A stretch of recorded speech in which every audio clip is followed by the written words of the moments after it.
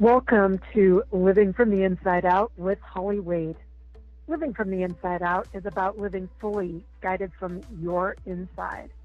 Holly shares the wisdom of how your mind, body, and spirit are truly connected and that you deep down know your own answers. Holly and her guests will provide tips, practices, and inspirational stories to help you approach your life from your own heart. And here's Holly.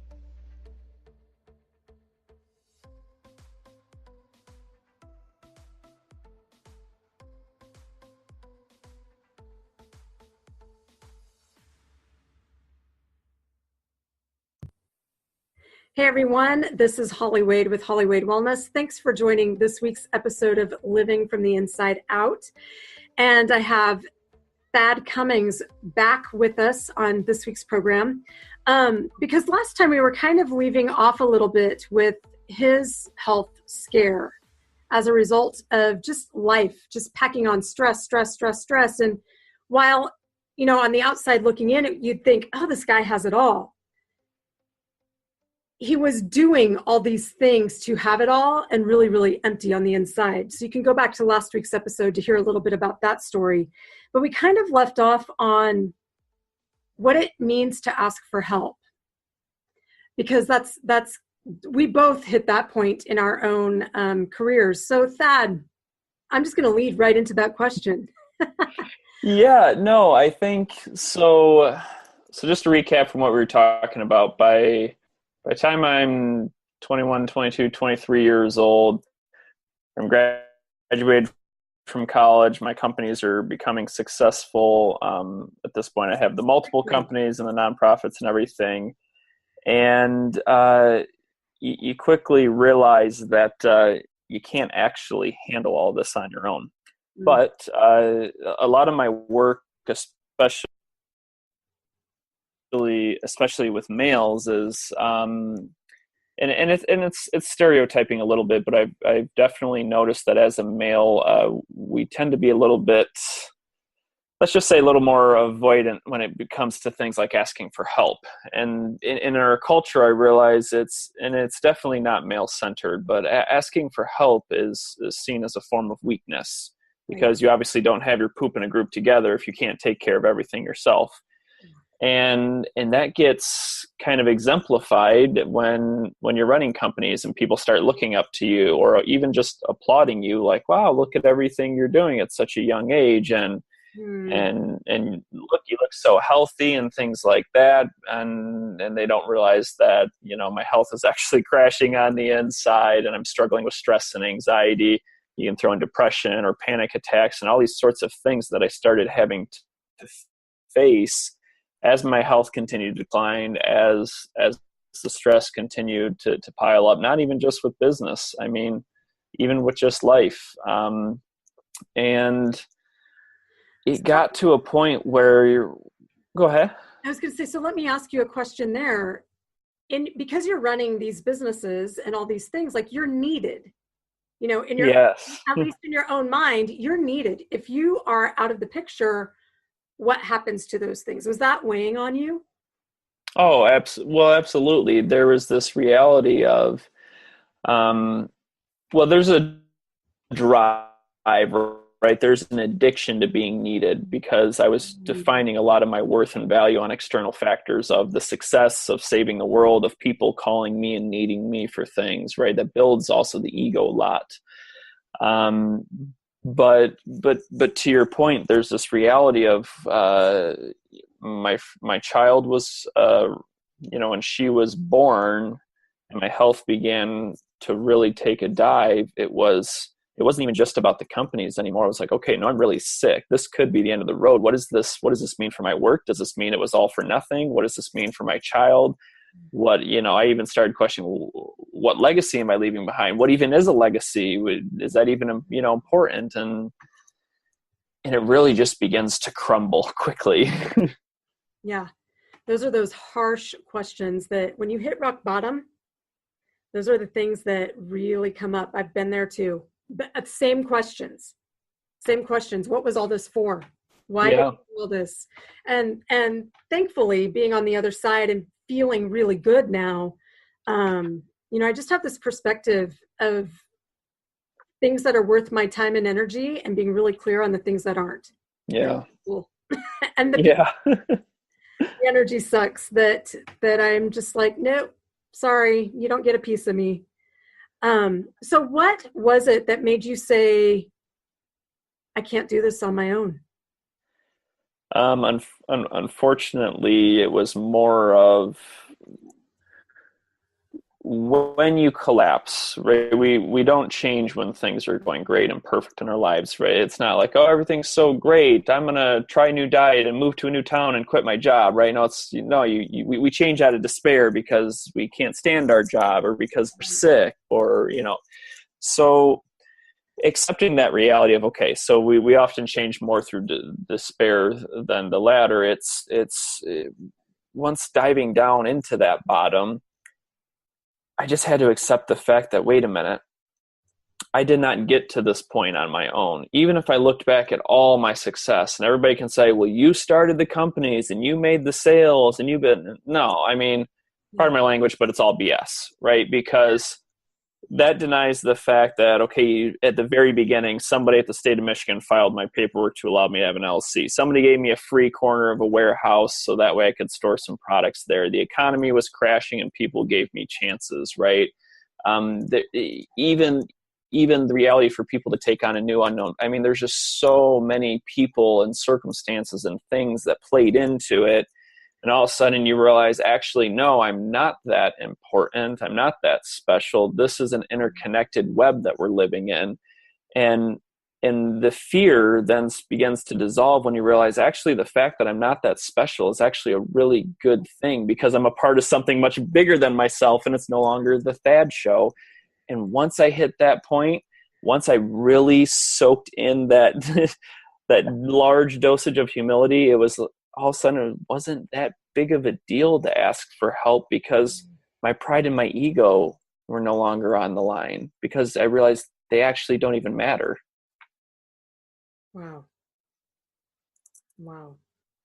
That's a pretty powerful, isn't that ironic that that's the powerful place to be in? Yeah. Because the world tells us differently. I had a talk a few weeks back, and I tried to explain this is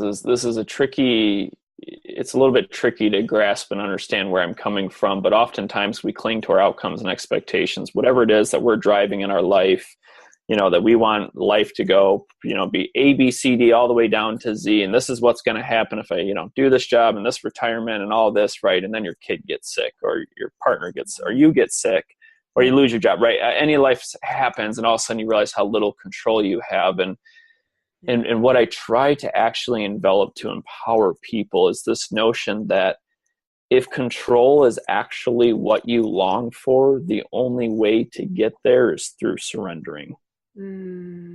Letting go of all those outcomes and expectations that are actually controlling you in the worst ways possible. And if you can let go of those, you actually find that you have more control over your joy and your interactions and your relationships and how you live and spend your life and what quality of life you want to have.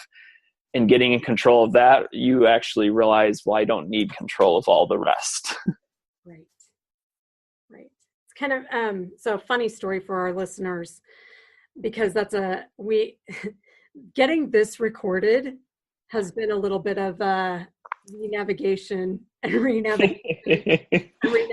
some by just mistakes on my part, some miscommunication, and then today my computer shut down right before we were going to record, and so I had to wait, and just things, it's a great example of life happening. Yeah. And yeah, you have your plan, but you can't cling so much to the plan that it drives you batty. Yeah. You have to I think one of the greatest gifts that I've learned is adaptability and flexibility. And I don't lose the vision, but I can readapt the plan to get to the vision. Does that make sense? Absolutely. It's when you know where you need to go, whatever it is that you're longing for, sometimes when you let go of how you're going to get there or on what timetable, you actually sometimes realize there's other things that need to happen or things you need to learn to actually help you get there, to make whatever that end product is, whatever that idea is, to actually be more meaningful and more significant. Yeah. I love that you so articulately stated the things that we let get in the way. Timetable, for sometimes that can be money, sometimes that can be, they're just things that we'll use as our excuse either to do something or to avoid something. And when you surrender to those roadblocks, when you just surrender and go, you know what, it's going to happen regardless. I can kick and scream through the process, or I can find some creative solutions, or just pause and wait for those things to fall into place. It's quite a different feeling. At least that's what I've experienced, and that's been a big readjustment in my world. Let me respond to this with an actual practice of humility here. I often find I say these things out loud, and it might sound like, wow, man, listen to Thad. He's got it all figured out, right? I mean, he's pure joy 100% of the time, baby. And it's like, if you go back to the beginning of 2017, I was able to sweat for the first time in I don't know how many years, which meant I could regulate body temperature, which means I could exercise, which means I could start to burn off, those excess hormones and neurotransmitters that add to anxiety and stress. And my life physically began to improve even amidst everything else falling apart.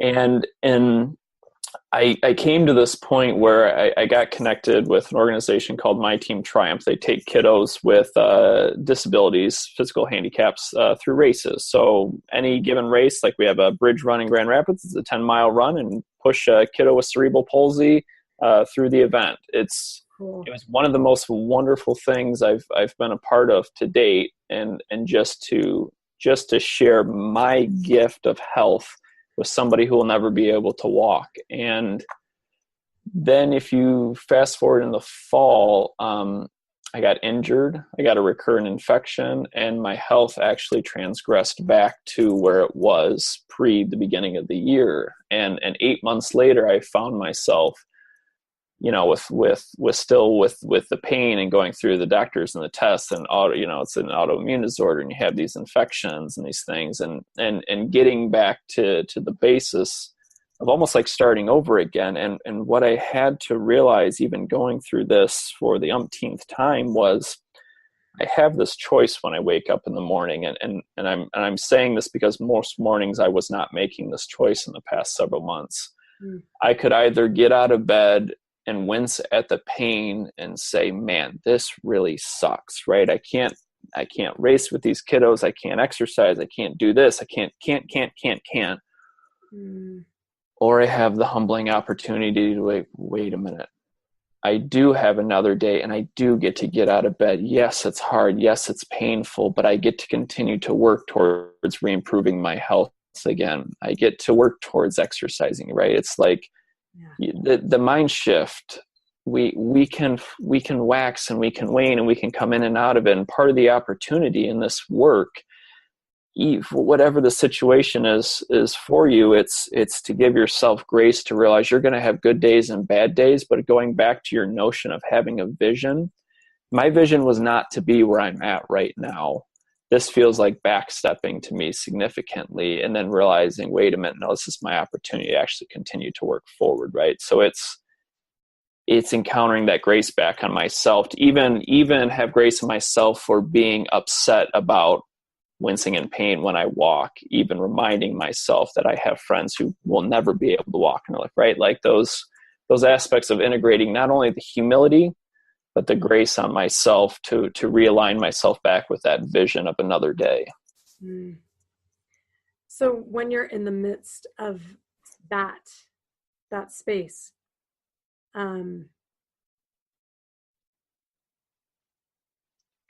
how do you lean on other people? How do you lean on your tribe? And who have you brought in to your tribe? Maybe that's the beginning question. Yeah. How do you lean into them during those times too? Because, we started out this conversation saying we can't do it on our own. Mm-hmm. Mm-hmm. I think part of the hard part for me was even being willing to admit that I was sick again. Because I almost get embarrassed by it, because I look at everybody else and say, why can't I just be the normal American where I'm out at a restaurant on Friday night, I can drink beer and eat pizza with everybody else, and I get frustrated and realize I will never have that lifestyle. But just the opportunity to go up to somebody and say, hey, actually, I'm sick again, and it's been hard for me. And actually, I can't work out with you anymore. The doctors told me I had to stop. I'm in a lot of pain, and for me, I'm lucky, because over the years, when, especially this past year in particular, when I began sharing my vulnerability with some friends in my circle, what I found was it actually created a safe place for them to share their vulnerabilities, and what came of that was a much more authentic, integrated group of people, of what I would say just real relationships, where I now have a safe place for when life gets hard again to go to them and say, hey guys, I'm actually really struggling. And their response is not to fix it. It's not to take care of. It's not to take that burden for me. It's often just the physical presence of somebody saying, I'm here for you, and I'm with you in this. And when you get to that level, you realize it takes you back to that letting go of your pride, your ego, and realizing how much gift of being loved and being loved well there is when you can find that vulnerability.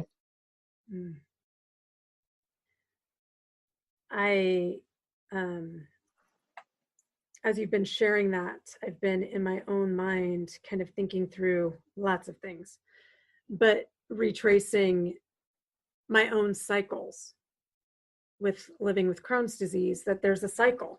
Mm-hmm. And I think, I don't know if it's an American way of thinking, if it's a Western world way of thinking, or if it's just kind of a human hope, of the idea of just being well and never having to worry about the cycle, never having to deal with it, never having to, getting to have that ideal American life, as you put it. Yeah. And realizing that you don't get to have that. I think that was a lot of my grief, probably in my 20s, in the confusion of this onset of, why don't I have energy? Why am I a college student? And I get through the day, and then all I do is crash.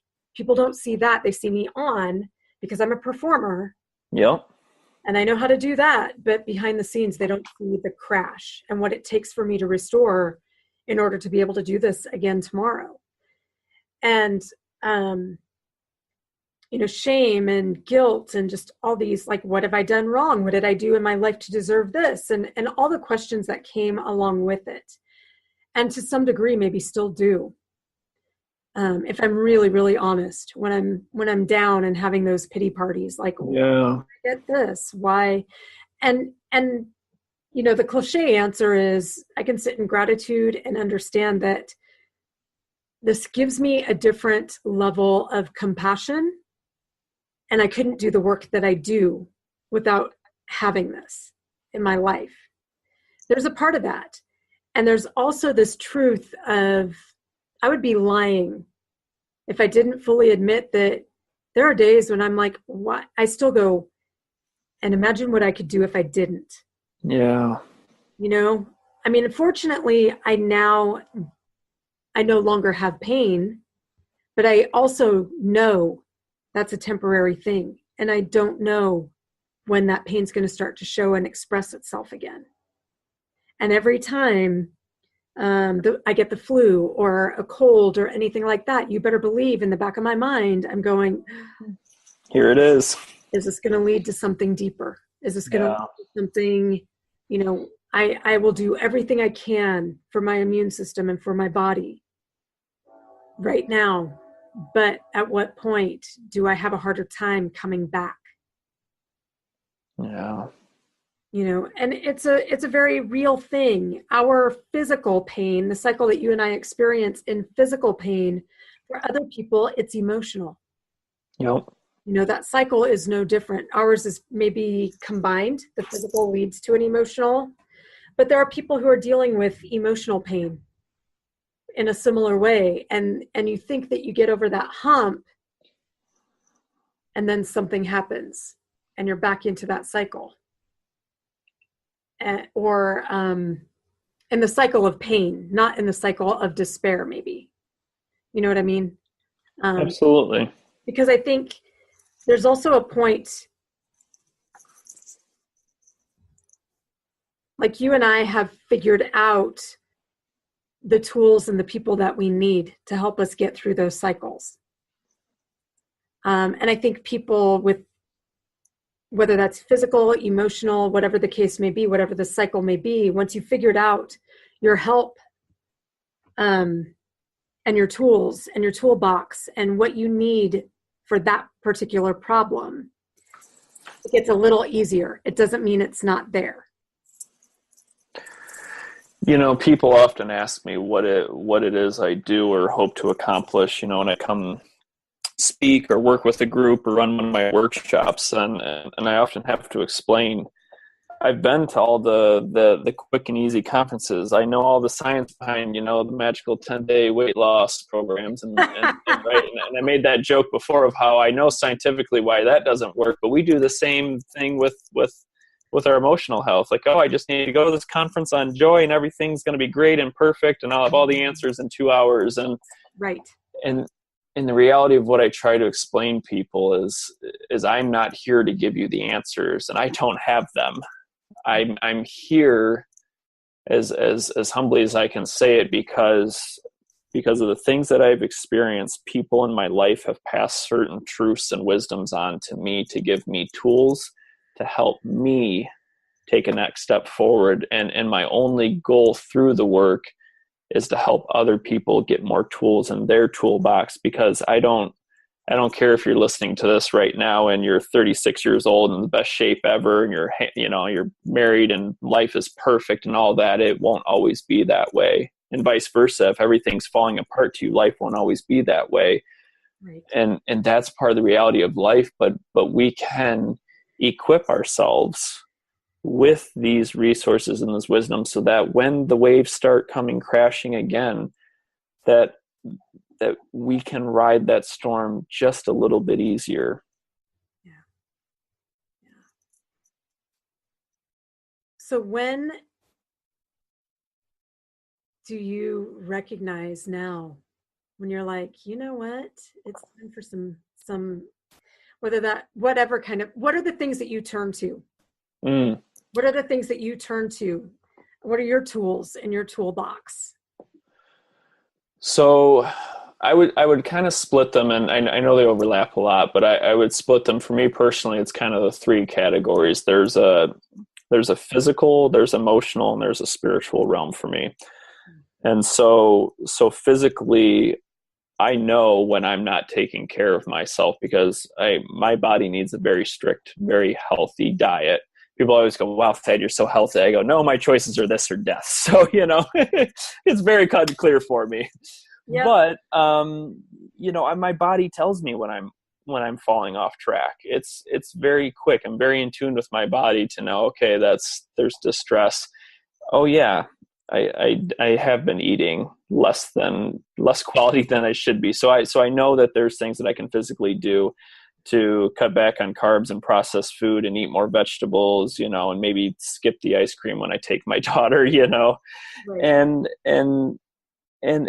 also with my health. Okay, so you're right. I can't run right now. That was a big stress relief for me, but that doesn't mean I can't do yoga and I can't swim and these things that my body can handle. And it's like, okay, well, why aren't you making the time for that? And then I readjust and integrate more of that. And tying it into the emotional side, I know what, all the things from simply meditating to talking with friends to reading books, to taking time to sit still outside in a park with no cell phones, no laptops, no distractions, even just with my daughter, just to go for a walk and breathe and shut the world down.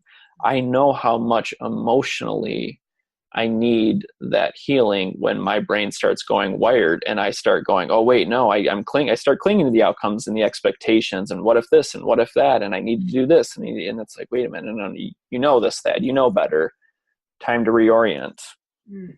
And the last part is more of a spiritual side for me of being really ingrained. I'm lucky, with not only my church, but what other religions that, in some of the interfaith studies that we've done have brought to the surface. Like one of my favorite books is the Book of Joy with Archbishop Desmond Tutu and the Dalai Lama. And it's, yes, God, just even this notion, I talk a lot about from the Bible, Imago Dei, and it's this phrase of made in the image of God or made in the image of divine love. And I realized that when I stop seeing that in myself, I'm not able to actually physically see that in other people. And I don't want to argue against anybody's spiritual or religious beliefs, but what an opportunity we actually have to make a difference in the world just from that basis right there. Absolutely. I love the word namaste because it translates to mean the divine in me honors or bows to the divine in you. Yeah. That I come from a Christian faith too, but that word was a game changer for me. Oh, absolutely. And it really changed how I look at any person. My yoga practice really helped me to embody those concepts because that's what yoga teaches. It teaches so many things about surrender and joy and caring and tending to your body and listening and tuning into your body. And those were things that I hadn't been taught in my Christian faith. And so it was just as a person who learns kinesthetically, it was like, oh my goodness, what just cracked open in me? And as I started to really change my central nervous system through that practice. But that word, allowed me to just like peel the skin off of people and go directly to their heart and soul and see them right there, that there's a soul in me that is light and joy and love and all these things, the expression of all of those things. And it's in every single person that I encounter too, whether they see it or not. And if I can help them to see that in themselves and they can help me to see that in myself, what a different world we'll have. Gosh. Yeah. I don't think I could say that any better.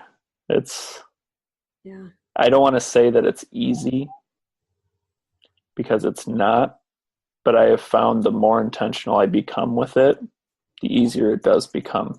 I will say that about it.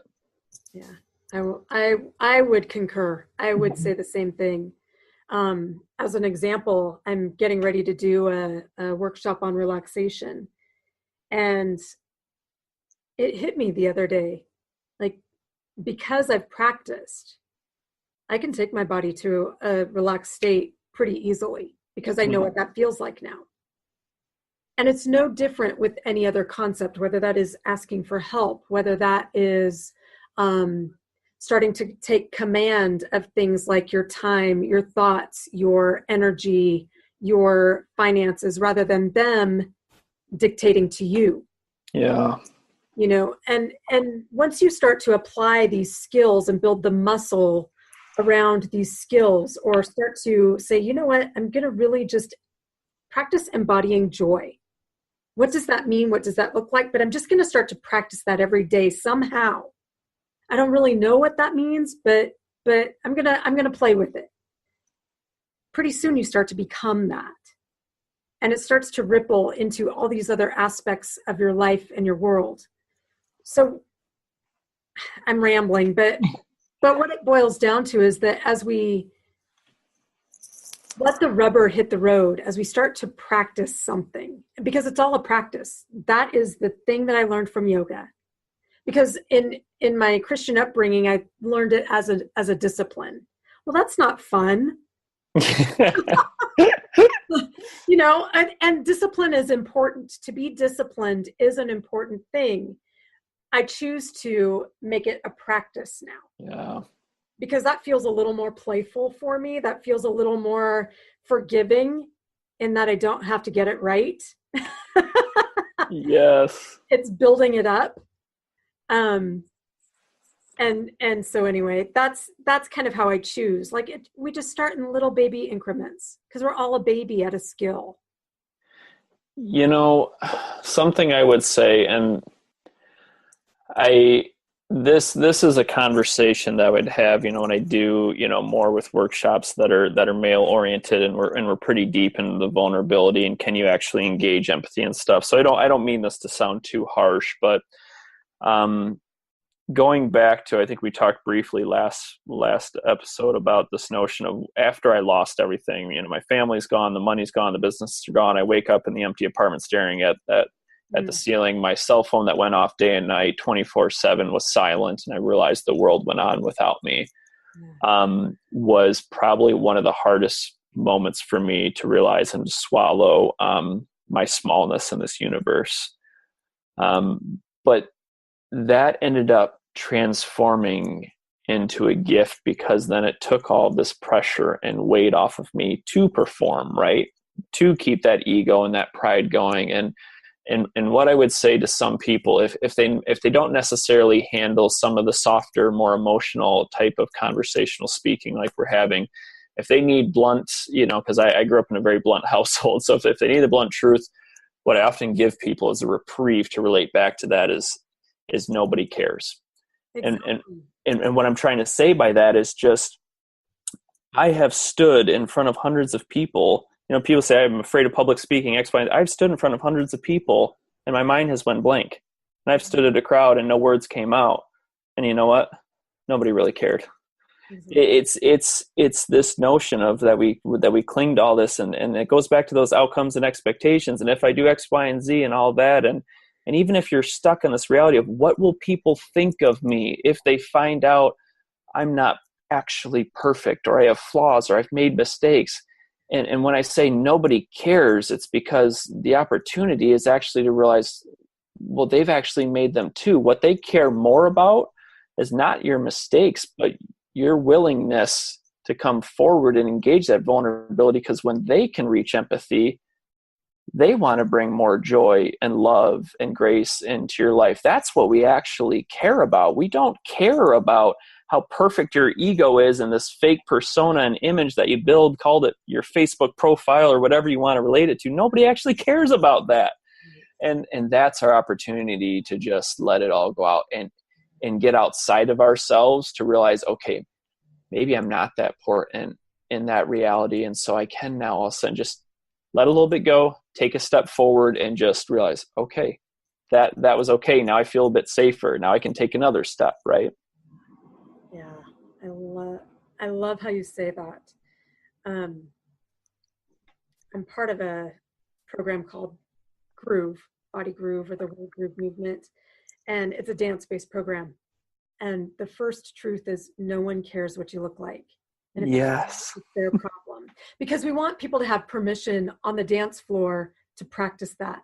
And when you can practice, when you can get into your movement without abandon, without worry about what is someone thinking.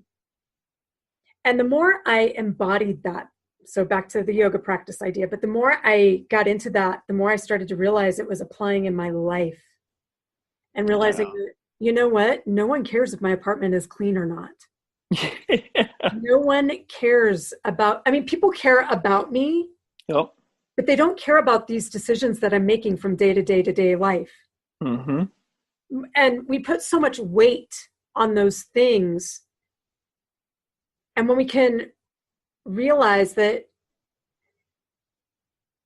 it doesn't matter to them, yeah, we can really free ourselves from a lot of burdens. I think the best example I can give of this, earlier this summer, my daughter and I were walking through downtown Grand Rapids, and I am not a person who wants to embarrass myself. I don't want people to look at me funny. I like people to like me. Right. We all do. We all do. We all do. And what's the Michael Jackson song from Free Willy? Change the World. Is that the one? No, not that one. Heal the One. Oh gosh, it'll come to me. But I found myself in the middle of downtown Grand Rapids. We have this area called Rosa Parks Circle, and that's where a lot of people hang out. And my daughter is kind of in the middle of the street, and the song comes on. It's Will You Be There's the song. That was it. Yes. And her and I in our living room, we do this dance routine, and we have fun, and we just laugh and we giggle, and the song comes on and she goes, "Daddy, let's dance." And I'm thinking, oh, no. There's a lot of people around here. Heck no. Sorry, Finley, we don't dance in public. And she's going anyways. And all of a sudden I'm like, I can't let my daughter dance alone in the street. And I find myself dancing with her, making a fool out of ourselves because I can't dance. If I showed up to your class, I promise you I can't dance. And then just realizing that, yeah, people are looking, people are laughing. I'm sure some people are embarrassed for me. And then you realize none of it matters and nobody cares. And I'm in this moment with my daughter because she doesn't care about any of that other stuff. What she cares about is the joy and happiness of dancing with her father in the street. She could care less about whoever else is watching. And it was like, oh, wow, what a freeing gift that my daughter is teaching me right now. Out of the mouths of babes. Yes. So as we wrap up this episode, summarize for us again how you can help people who are going, wow, I'm really connecting to what he's saying. How do you help people, and where can they find you? It's we're actually in the middle of doing a rebranding, but right now it's changingcompany.org, and that'll redirect you to the new site. As I have to humbly learn about marketing and messaging and all of that. Oh, the joys. Yes, but what I offer people is if you're a very interpersonal person, I've written several books that can help guide you. They have questions at the end of each chapters and stories, and it's a way to also engage your own story and kind of journal along with it. I do travel.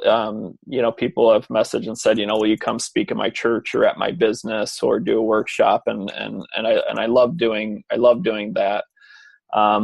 And something new that we'll be releasing this fall is actually more geared towards the one-on-one aspects, because it takes a lot more time, but I find we love to do these at a surface level. And sometimes when we're held accountable in those small groups or those one-on-ones, just to have somebody who's either in it or been through it reflect that back to you has been really helpful for me. And now I want to try and offer that back to folks as well.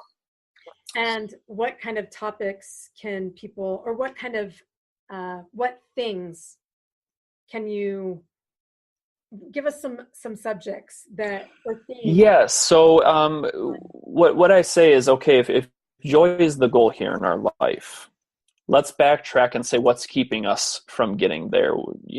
Not that there's this perfect point of joy that we're going to reach, but if joy is a tangible and we want to get closer to the other side. So if we look at what's blocking us, what I find is usually we have to start at the basis of fears. And where did those fears come from? And sometimes that means actually going back in those places we spend a lot of our time avoiding and distracting ourselves from. So traumas, childhood, just the way society has impacted us, and life has impacted us, and unfolding those narratives, because we need to understand what's actually blocking us from getting there if we are going to take a step there. So it's more of a 3 phases of, first we unpack it, then we observe it, we engage it, we understand it, and then as the last and third and final step is more towards, here's tools that we can reshape the conversation perspectives to move forward with it. I love that. I love that. Thad, thank you so much for your time once again. I've really enjoyed visiting with you and hearing your story, and wow, I'm honestly just out of words. Because I think for me, it's been a really humbling conversation, and internally, I've been reflecting on my own similar journey in some ways, different in other ways, obviously. And it's just so interesting how God, the universe, whatever people want to acknowledge it as, but just how those connections form. Because I don't believe in coincidence. Yeah. And it was funny because what happened for our listeners is I got an email from someone reaching out and saying, hey, would you be interested in having Thad Cummings on your podcast? Here's some information, some background. I watch your YouTube. I was like, oh, we're right on. We really align in our messaging and what we're about. I'd never heard of you. You probably had never heard of me. Nope. And here we are. Yeah. And it just leads me to go, I find that these synchronicities, these magic moments happen because this is the kind of healing that needs to happen in our world. This is the kind of exposure that it's not about us having exposure for our businesses. At its surface, it is. Yep. But the bottom line is that we have this passion for helping and for creating healing on this planet in a much deeper, more meaningful way. And it's just been a really, really humbling and exciting, and who knows what will happen, what will lead to kind of conversation or connection. But I just want you to know that I really honor and appreciate you for the experience that you've had, for your willingness to share your real experience, not your business experience, not your success, but the deeper experience, the human experience with us in an hour. And I know that that's not much. We can't even hardly summarize the depth of that with people. It's just a glimpse. But thank you so much for cracking yourself open and being open and honest and vulnerable. No, I really appreciate that, and I think you're right. I think one of the things that I often do that I want to share back, especially for your listeners, is I never want money to get in the way of growth.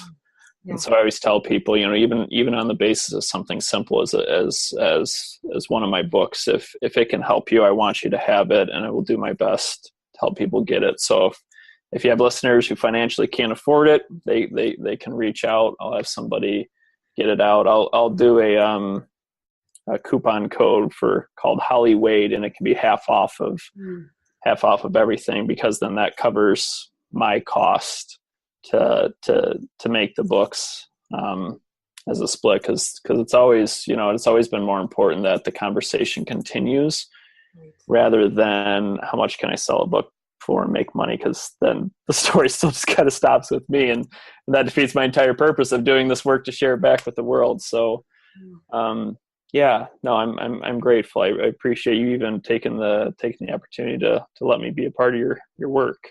Absolutely. I think that there's probably more work where we will conjoin together. Yes. I'm envisioning it as we've been speaking today. I'm like, my wheels are turning. Yes. Yeah. So anyway, that'll be a discussion at another time. Yeah. But listeners, thank you so much for hopping on. Thad, I will include your website in the show notes. I will send that out to my email so they have access to that.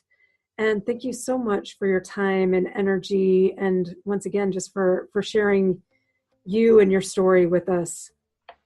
Listeners, I hope that you will use today's message to consider how you might need some help, and to be brave enough to ask for it, to reach out for it, because it's always there. It's always there. This is Holly Wade for Living from the Inside Out. Thanks for joining us this week.